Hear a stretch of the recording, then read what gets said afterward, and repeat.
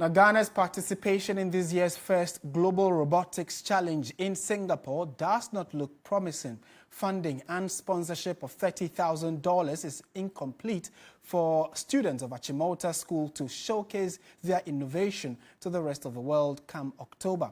In the following report, George Quinnin assesses STEM education in Ghana thus far and the challenges in advancing gains. STEM is an acronym for Science, Technology, Engineering and Mathematics, which is acknowledged by United Nations Educational, Scientific and Cultural Organization, UNESCO. The need for STEM education in the socio-economic development of a country cannot be overemphasized. Unfortunately, African countries lag in STEM education outputs compared to the rest of the world.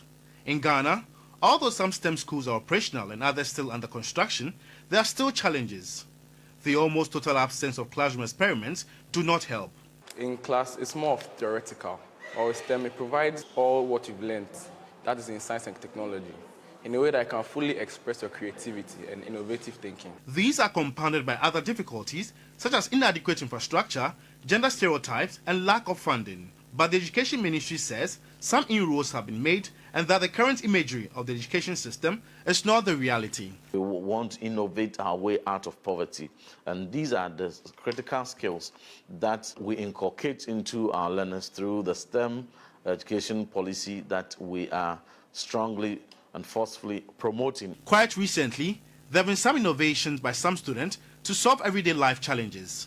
An example is Efia Kobi Girls Senior High School in the Ashanti region, where students have invented an unmanned boat programmed to detect dead bodies in water sources. All these achievements have to be noticed globally to showcase Ghana's advancement. The challenge now is that lack of funding may impede student participation on the global stage. The 7th cohort of the first Global Robotics Challenge are in there, and it's actually the training moot camp for them. Achimota School is representing Ghana this year in Singapore. So let's go in there and see what they are building for the challenge. This is Team Ghana preparing for the 2023 First Global Robotics Challenge to be held in Singapore in October.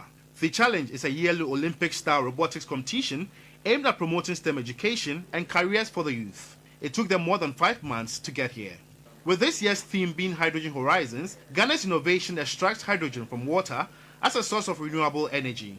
But the efforts could be derailed because funding of $30,000 to support the 7-man team for the 7th edition of the Global Challenge is incomplete. Looking at the past, we end up having to build for some of these teams, but this particular team have built this robot from scratch all by themselves with a little guidance. We need approximately $30,000 to be able to take a 7-man team, that is 5 students and 2 trainers. With some few weeks to go, the dream of these students hang in the balance. We've been training for 5 months now. In case you don't get funds to go, we feel very, very sad because we want to show the world what we are capable of doing. Not all students get this opportunity to be here, so I'm hoping that we'll go and do our best.